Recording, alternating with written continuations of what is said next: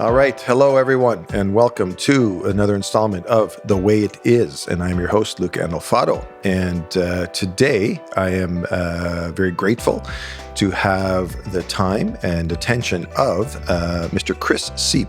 And Chris is a published author of 2 books on landlording, an instructor of a 36-hour landlording course. He's the president of the Landlords Association of Durham and a hands-on owner-operator of 7 quote-unquote missing middle apartment buildings totaling 71 units. His many housing and real estate-related articles have been published in various national media, and I dare say he's an expert in the field. So with that being said, welcome, Chris. Well, thank you for inviting me. Well, and I'm glad to have you, as I said, because my audience and my clients and those that know me know that I've been doing this for far too long. And during the time that I've been doing it, I own and operate a property management company. And I've done that parallel to my real estate career. It sort of started by osmosis, a bit of an after-sales service, if you will, and then grown into its own sort of entity. And I deal with a lot of landlords, a lot of investors, myself included. I've bought and sold investment properties. I've owned several, liquidated some, added others. Going on your website, I was refreshing to read everything that basically I've experienced. In terms of, the school of hard knocks, the school of learning as you go, and all the trials and tribulations. So, yeah. So thank you for coming. So I think I'll just start with the topic, or just the generic entry into the conversation about why people become landlords. And in today's market, especially, because I know you've seen it as well as I do, that people get to become landlords sometimes for all the wrong reasons. So I'll let you elaborate on that then, in terms of your experiences. So. Well, I think there's a general perception that becoming a landlord is the road to wealth. And there is an element of that for sure. But when I speak to my clients and the people that I've been involved with, I let them know that they're not creating liquidity. In fact, the wealth is asset wealth. And you've often heard, I'm asset rich, but cash poor. Yes. And that is very true in this business, right? Your average 12-plex might generate net into your pocket $15,000. It could generate somewhere around $150,000 in total revenue in a 12-plex, let's say. But the money that goes into your pocket after all the taxes, after all the expenses and all the financing is maybe around 15 grand. You can't live on that. No one can. It's below the poverty line. So, but on the other hand, if I do all the right things, and we may talk about some of those things that we could do to improve the value of the property, then the appreciative value of that property over the long term is what creates your retirement income, or whatever your goal is, to create that wealth. Yes, no, exactly that point. And I found, though, myself, and even, given the strength of the market during the pandemic, and even now, we've seen a January, unlike one I've never seen, for a lot of reasons we talked about last week on last week's podcast. But the comment often becomes now, I guess the question becomes, are the market variables still conducive to buying a good investment property, in your opinion? In my opinion, I've taught this course for 6 years, and my answer is there's never a bad time to buy an investment property, because it's not about the timing, it's not about interest rates, it's not about government legislation necessarily either. The overarching driving principle behind the acquisition of a real estate investment property, especially a residential property, is whether or not it will cash flow positive based on the current metrics of the property and its performance today. In other words, if it can pay all of the operational expenses, if it can pay all the financing, and it leaves you something extra, no matter what the market is. The cap rates could be at maybe we'll talk about capitalization rates, but cap rate could be at 7%, which means that the value of your property is very low relative to your expenses. And in a different market environment, that could mean that it doesn't cash flow positive. But if you can get the property at the proper cap rate, based on the interest rates that prevail at the time, lock in those financials for 5 years, like most people do. I never do variable loans with investment properties, never. To me, that's just too risky. Then there's never a bad time to buy. But you started to touch on something else I want to mention. The value of properties, especially single-family homes, the haves who have real estate have seen an incredible increase in the net worth of our properties. And that's empowered us to, that's increased the spread between the mortgage that we owe and the value of the property. So banks are much more secure in their mortgages because of that increased spread. But it's also made it possible for us to go and pull money out of that property, hence this whole new concept of the bank of mom and dad. Mm-hmm. So because their properties have increased by 20 or 25% over the last 2 years, and the kids can't buy a property themselves, they're going back into the equity that was created for us, not by us, but for us by the government, to go and borrow that money to go and buy another property. So the gap between the haves and the have-nots have increased dramatically because of failed housing policies of the government, in my opinion. Yeah, no, and excellent point, and I may come into that end a little bit later on. But so early on, and certainly happy to have the argument or debate or hear your opinion. But certainly, I know from my perspective, leverage is key. And, in given exactly what you just said, where a client may have their own personal residence, and that's probably the best example. They have now recently, in the last 24 months, a significant amount of instantly made equity in the property. They can take that equity out at exceptionally low rates and use that as their now capital to go and secure an investment property.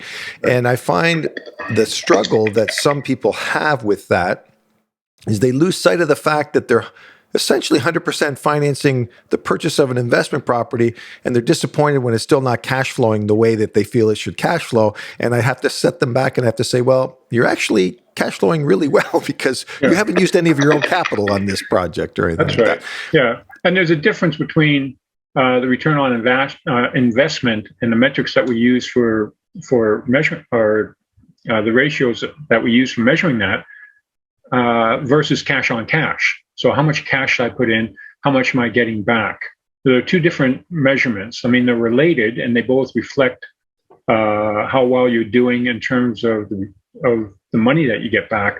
But as you say, many investors don't understand those measurements very well. In fact, I would say that the vast majority do not.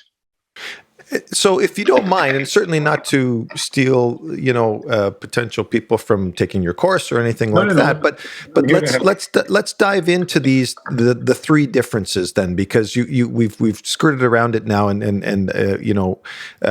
so return on investment, cash on cash, and of course capitalization rates, because the three don't necessarily mean the same thing to an investor. They're all interrelated. And when I teach the course, again, not to promote it, but just to tell you that I've been doing it for a while, I have a spreadsheet, and it actually calculates about 20 different variables, 20 different ratios. And there are maybe 5 that are key decision makers for me, and they're all interrelated. But they will fluctuate, and the fluctuation in those different ratios tells me whether or not it's a dud, whether or not it's cash flowing negative, but it's something I could turn around, which is the greatest opportunities that we're looking for. Those are the ones where, the previous owner is saying, I'm not making enough money, I'm getting out of this. But they don't realize that they could do these 30 things and turn a property around. I bought a property 2 years ago, May of 2019, 25plex, for 3.07, so almost $3.1 million. And 2 years later, we've added $1 million to the value of the property just by doing certain things. And it's actually related to this concept of net operating income divided by cap rate, right? And that's really the essence. It's called the direct capitalization method. It's what CRA uses. All the lenders use it. MPAC in particular use it. If you don't know MPAC, that's the Municipal Property Assessment Corporation for Ontario. And they all use that to determine the value of a property, mostly to determine how much tax they're going to charge you, because that tax is based on the value of the property, not necessarily the potential income of that property, right? Did you want me to sort of talk a little bit about NOI and cap rate? Because so as I mentioned, CRA, MPAC, all the lenders and so on use this concept or this method of accounting called the direct capitalization method. Realtors call it the income approach versus comparison or cost approach, right? And the fundamental underpinning of this approach is what's referred to as NOI, or net operating income. And the NOI are all those things that you have to spend monthly, daily, or yearly, but they're recurring expenses, and they're called operating expenses. This is different from capital expenses, such as replacing a boiler or a roof or windows or something, okay? So a simple example is what I've put on the screen here: of property taxes, building insurance, repairs, all the utilities that one would have, property maintenance, management fees, and so on, snow plowing. That would all go into here, and you would calculate that, add it up. In this simple example, it adds up to $30,500. And this might be an 8-unit property, so it's generating about $75,000 in total income, leaving you with a NOI before taxes of $44,500. Now, that's the simple part. The hard part is understanding what this concept is called capitalization rate. And I take 6 hours to explain that. So we're not going to really have the time here to do that. Fair enough. We don't know exactly where it comes from, but I know where it comes from, but like I said, it would take much more time than we have here. But if you think of it in the simplest terms, as a buyer, you're saying, I could put my money into the bank and I might get a 1% return on my account. But if I put my money into real estate, what kind of return could I get? And in the market right now, 2 years ago, outside of Toronto, in what we call the 905, 705 area code band, if you will, around the city, those properties were trading at between 4.5% and 5%. Today, those properties are trading around 3%, and some of them as low as 2%, which means that there's almost no return on the investment. So the people who are buying them in the hopes that they will appreciate in value like a house does. And it doesn't work like that. Because as you'll see, the value of a home, an investment property, only increases if the net operating income increases. So if you can add $1,000 to your income without adding any expense, I have a saying that says for every $1 of NOI, you can enjoy $20 of equity. $1 of NOI is $20 of joy. And that's based on a 5 cap. And if that cap rate drops, then the return is even higher. Now I'm going to show you that. So simplistically, you think of it as return on investment. And if you want to try and remember the formula, ask Irv or ask Irving. And that little triangle that you see on the screen, it's captured on video, so I won't get into it in a lot of detail. Okay? But let's take a very simple example. So I take that 44,000, I divide that by what the market says the return on investment should be. And the market was saying 5%, which means all things being equal, nothing else has changed, right? The crime rate's the same, the building hasn't moved, the tenant demographics haven't changed, right? The same amenities.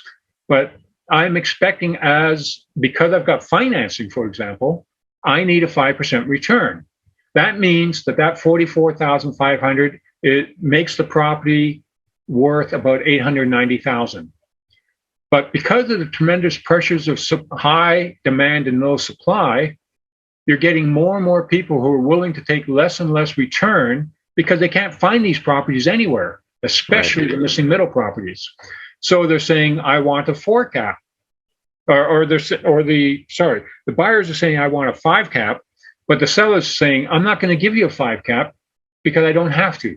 I'll find somebody who'll take it for 4, which means they're only getting 4%, which means the buyer has to actually pay $1.1 million for the exact same building that would have sold, a few months ago, or even, currently with a different geography at $890. That $222,000 difference is a 25% difference in property value. And it's purely because of demand versus supply, not because of the building and not because of its makeup. So if I can add $1 of NOI to my property, I'll add upwards of $20. So if I take my electricity bill, I bought a building 12 years ago, and I paid $890,000 for it. At that time, it was a 12-plex, an 11-plex, and my electricity bill was $15,000. Well, over the course of 3 years, I had suite metered it. In other words, I put in new electricity meters for every unit, and the tenants, over the course of a few years, as they moved out, the new tenants who moved in would pay their own electricity. I reduced my electricity bill to today to about $365 a month. Wow. So call that $5,000 a year. All right. Yeah. So I reduced it from $15,000 to $5,000. That $10,000 difference with no expense, I paid one time $12,000. I had the meters changed, but I got that savings of $10,000 a year. So I got my money back in less than 2 years, a year and a half, depending on how long it takes to turn over the tenants. But the important thing is that $10,000 represents a $200,000 increase in the equity. And when you understand that concept between NOI and cap rate, it's really easy to understand why you should change your boiler when it's only 85% efficient. Right. If I can save $3,000 on my gas bill, $3,000 times 12 is $3,600, times 20 is $72,000 because I changed the boiler. Right? So that's what I want to talk about here. And I'll give you back your screen.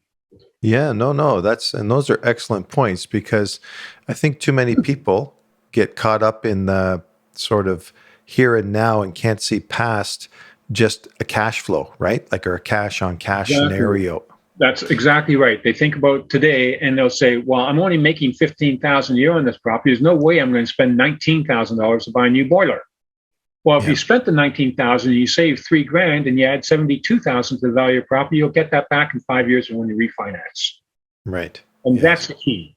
Or when you sell the property, one or the other. So I know back in the day, and now, like you said, this seems to be more the norm, where people are banking on appreciable value as a return. And that really has no place in investing. Am I right? No, it has a place in investment, but it depends on what your goals are. If you're trying to create wealth, you may prefer to be a house flipper because you can get that return very quickly. To me, that's huge risk. The reason I did it is because I know I will get that money eventually, but it's a long-term play. And every property that I buy and refinance, even though I could get fantastic rates at a 10-year, I only do 5-year fixed closed mortgages.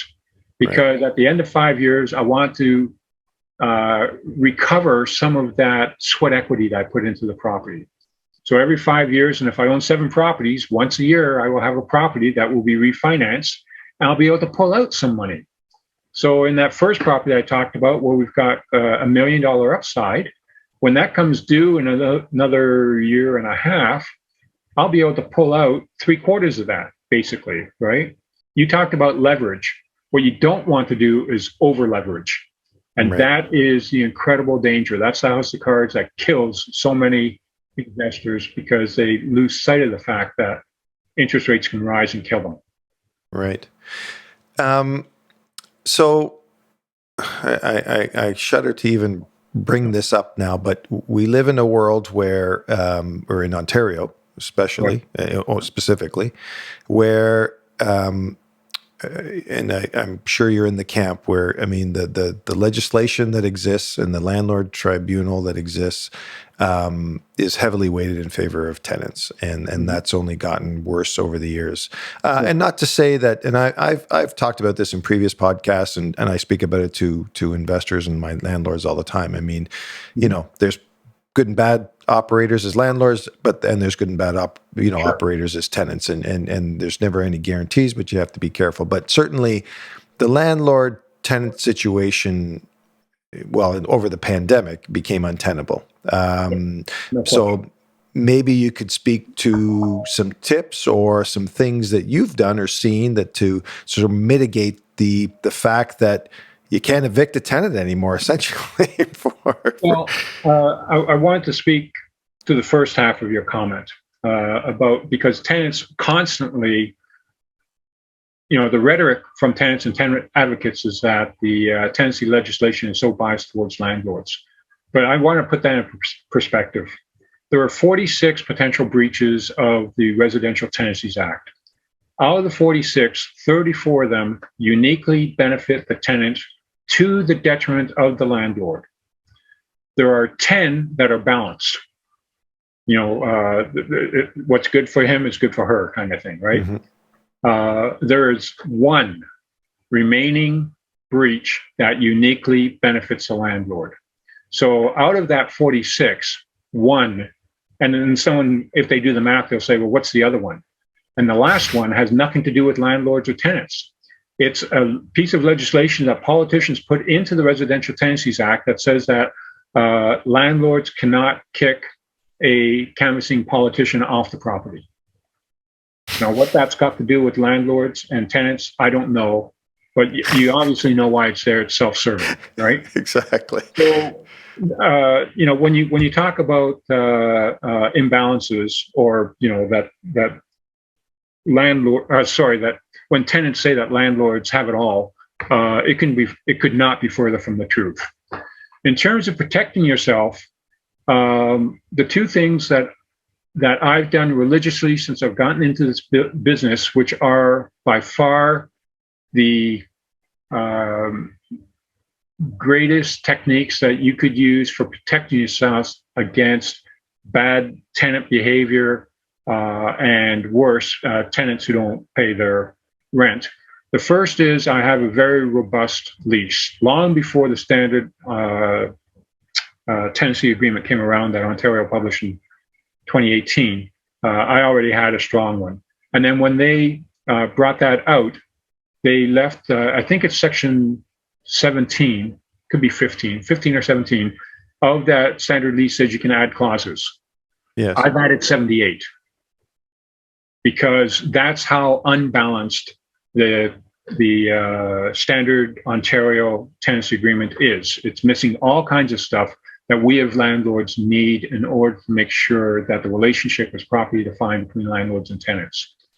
The other thing that I do religiously, and it is a constant irritant almost, is that I have a 22-point process for qualifying my tenants. And I'm getting more tenants now than I've ever had before. I get on average 200 inquiries per vacancy, and I'll get 7 to 10 applications per vacancy. And the vast majority of them don't meet my qualification process. Right. And it's from long experience of dealing with all kinds of vagaries of law.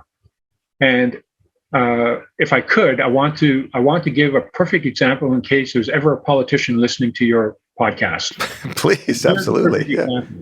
Anyone that stays in my building for more than 3 years, or any investment property, period, anywhere in Ontario, that stays for more than 3 years is devastating the economic return of that property. They're destroying the equity. And who are the people that are going to stay the longest? The two demographic groups are seniors, who once they move in after 60 are very unlikely to move, for example, and anyone that's on some kind of a government program, ODSP, OW, and so on. Because once they get in, they never get enough money to ever be able to get out as the rent increases. And they don't want to move. So if you have a senior who moves into a one bedroom, they pay $1,000 a month today, if they can find one, but to keep the number simple. Yes. 10 years from now, they're still there and they're paying $1,200 a month. But the market's at $1,500. And we saw that just in the last 2 years, let alone 10 years. Yeah. But they've moved in, and the market is now at $1,500 because the costs of everything have gone through the roof. That $300 difference may not seem like much, and that's our obligation to society as landlords, contributing because we're better off than the tenants are, as a general rule of thumb, theoretically. That $300 difference times 12 is $3,600 times 20, again, means we've lost $72,000 in equity because that tenant is not paying the market rents, but we're still paying market expenses. Now, if you have a building, a 10-unit building with 10 seniors in it who never move, you've lost $750,000, which is probably all of the equity that you would have ever earned from that property for all the time that you've owned it. Mm-hmm. So, I tell you, do not.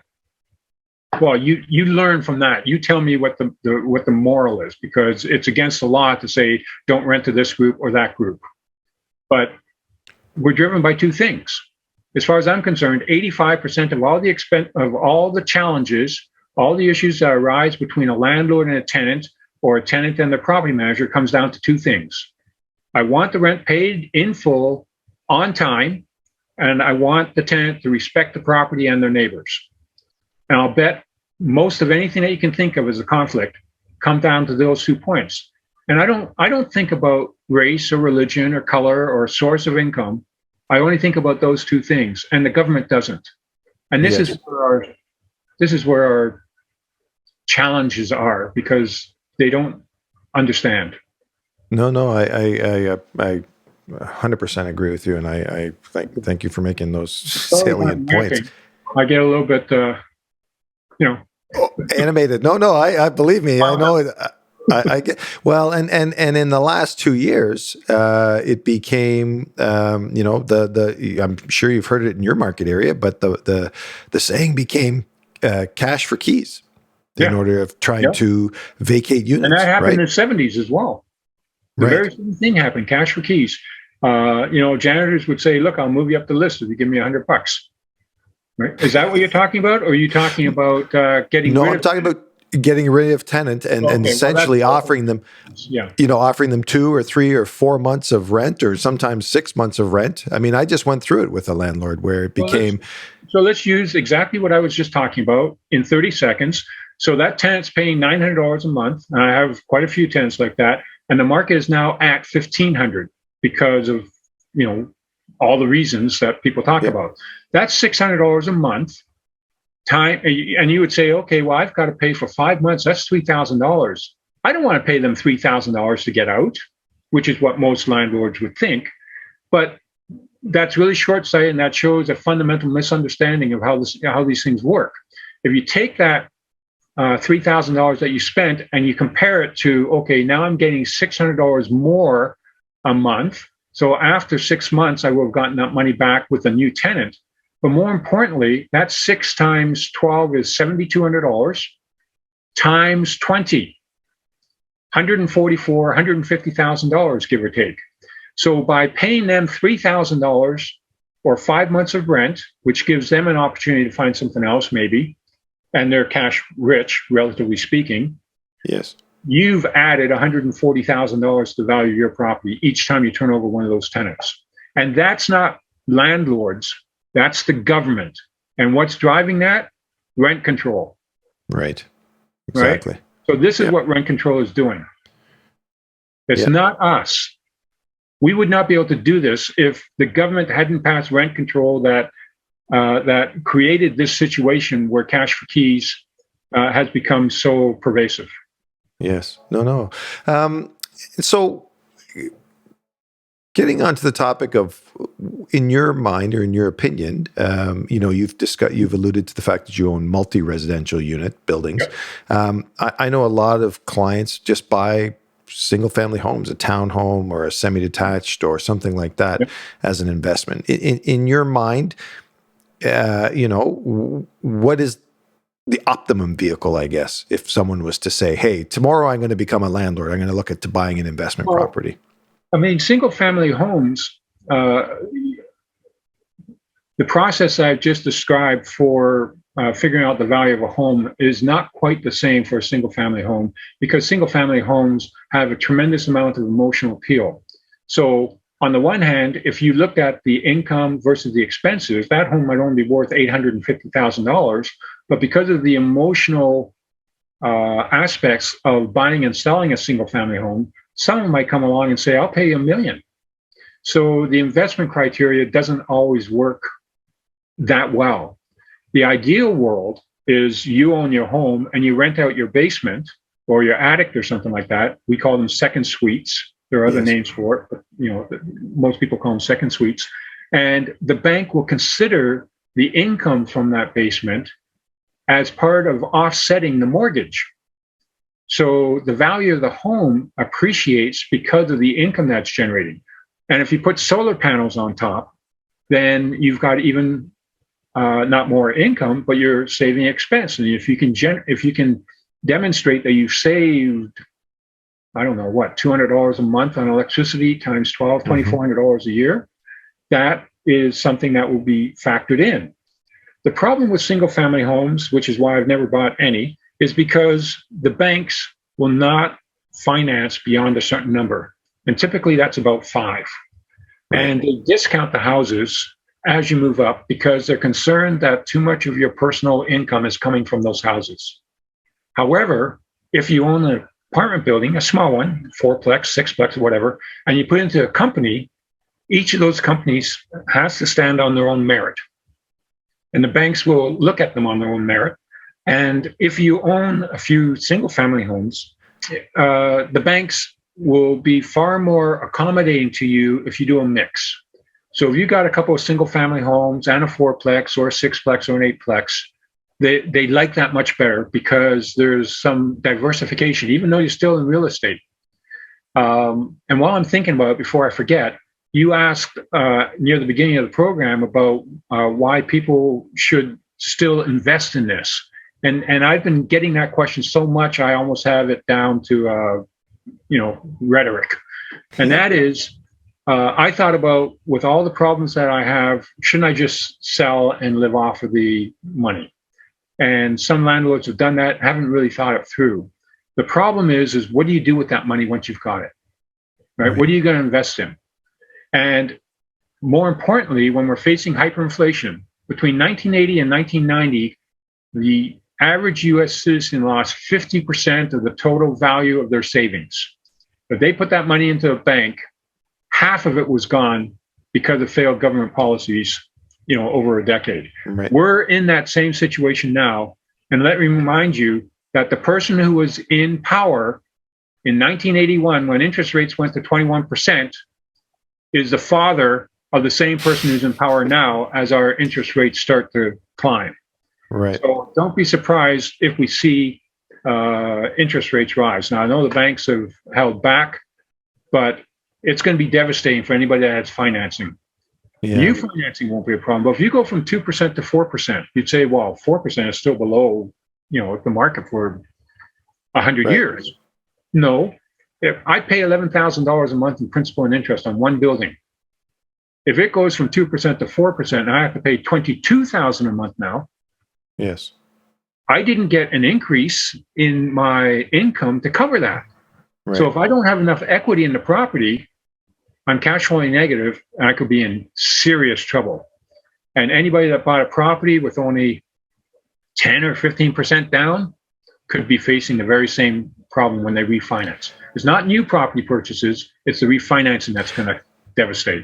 Right. And let's segue into that, because bank policies have changed over the last several years. It's becoming harder and harder to secure financing. I mean, let's face it, my comment always is the person you're dealing with, I mean, doesn't have any more authority to approve your loan than asking to go to the bathroom. I mean, it has to go way up the food chain, and you have somebody in an ivory tower, and if you don't meet if all the boxes aren't checked, then the thing gets flagged or whatever. But That's right.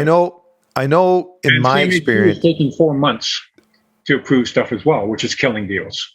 Right. But I guess my comment was, for me, right or wrong, I always tried to avoid CMHC or MCAP or those underwriters, because that's expensive money. And that, to me, you'd almost be better off trying to go into the private sector to try to secure a private. I don't know. I mean, I'd like to hear your thoughts on those components there. So.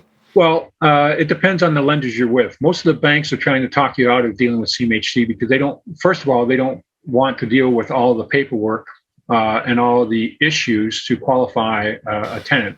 They, meaning the mainstream banks, are just as capable as CMHC is in determining whether a borrower is a valid risk. They don't need CMHC for that. So, and the second reason is that they keep that upside because their interest rates are based on their internal treasury rate, not the Bank of Canada rate. So if you want to get true leverage and low interest rates, you really need to find a lender who loans you money based on a certain number of basis points, which is 1/100th of a percentage, right? And that's 85 to 95 basis points above the 10-year Canada bond rate. So whatever the bond rate is today, let's say it's 1%, then that lender on that day will loan you the money that you're asking for, typically a 75% loan to value, 75% they loan you and 25% you put down as a down payment. And they will loan that to you at 1.9%. And that target moves all the time. But once they do that, it's locked in for 5 years. Mm-hmm. But none of those people who work on that basis points above bond prime will do it without CMHC coverage. So, yeah, it's expensive money, but my interest rates are still low. And to give you an example, last August, it's not this way today. Interest rates are great. But last August, I refinanced a property at 1.67 with a 35-year amortization period. Wow. Right? And the cap rate was 4.2. That's a phenomenal deal. Absolutely. And it's still better than most of the deals that were prevalent at that time. And if I went to that same supplier today, I know that my interest rates and the terms and conditions would still be more attractive than the banks. But they're hard to find, and they won't do single family homes, right? Yeah. They want to do the bbigger properties. So I don't really have a simple answer for you with respect to your question about CMHC costing more. It guarantees that the principle behind it is that because the mortgage is guaranteed, you should get the most attractive interest rate possible. But because interest rates are so low, the spread isn't worth the difference in the interest that you save. Maybe you get a quarter point, right? 1.75 instead of 2. But when interest rates were at 5, you could get loans at 3.5. Yes. That's where it made sense. Today, it doesn't make sense. Yeah. Well, I just found and I found the premiums just punitive. You know what I'm saying? Because I think they raised their thresholds. I think now it's 4.5% or something like that. And well, that's part of it. It's not so much punitive as it is they are a for-profit corporation, unlike almost all of the government agencies that are supposed to be revenue neutral or profit neutral. CMHC is for-profit because they used to underwrite almost 50% of the total residential investment properties out there. And because of stupidity on the part of recent management, they've lost almost 15% of that market share. But the whole point is if you have a catastrophic event like 2008 in the US, CMHC would cover that. While Yes. they're now in a position where they've lost so much market share that they are not getting enough premiums to be able to cover the risk of the portfolio that they're insuring. So yeah, you think of it as punitive, but it's really protecting your tax dollars.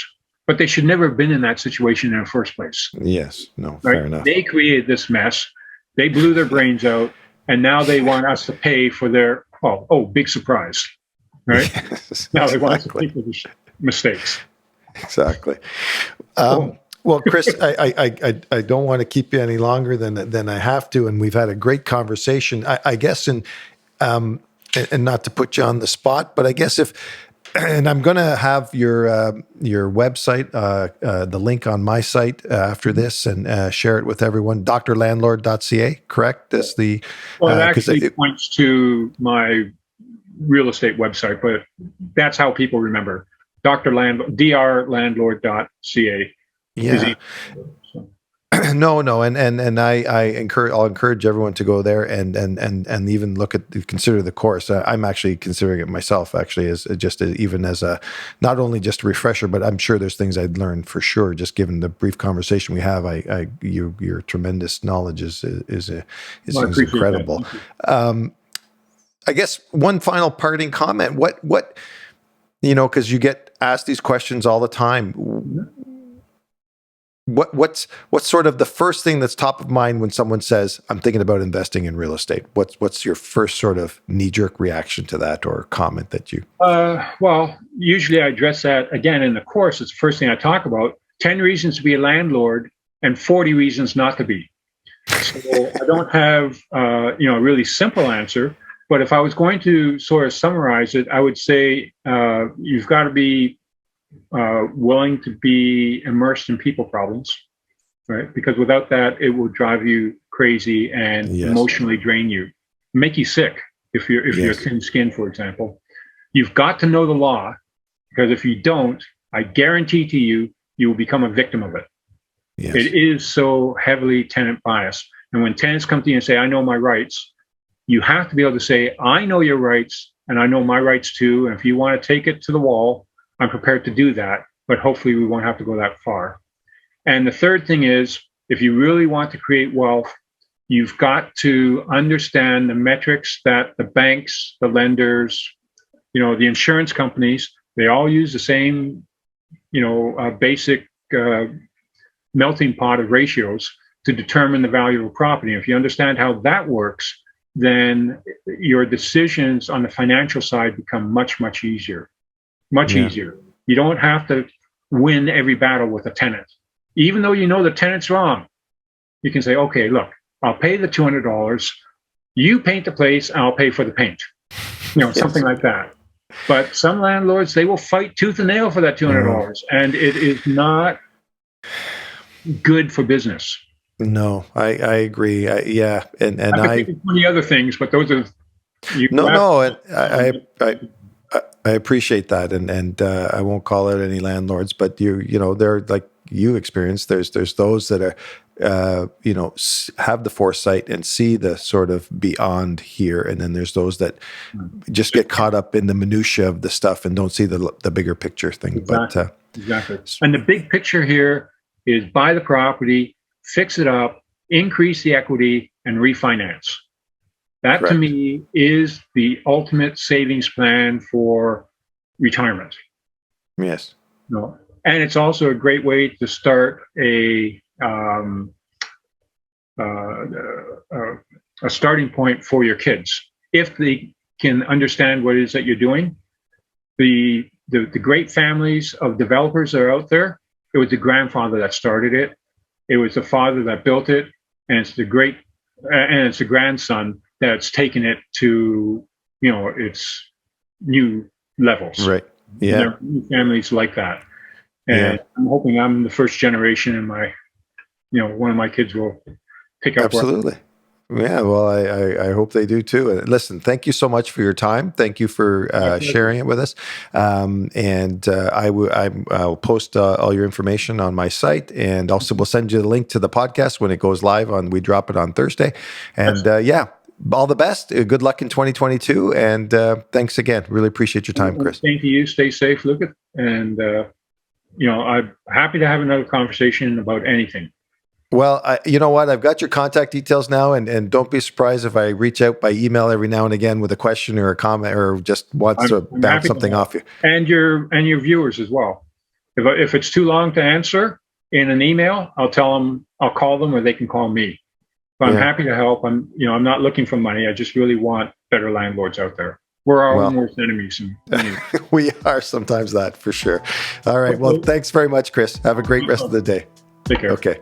Bye-bye.